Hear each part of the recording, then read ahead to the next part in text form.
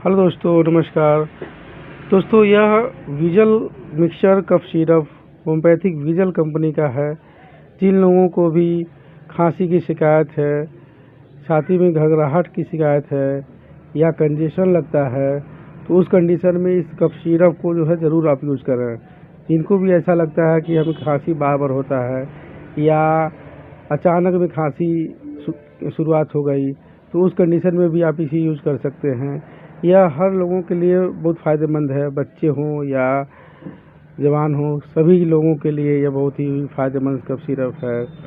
जिन लोगों को खांसी की समस्या से बार बार सामना करना पड़ता है, तो उनके लिए दोस्तों यह विजल मिक्सचर आप ज़रूर यूज़ करें।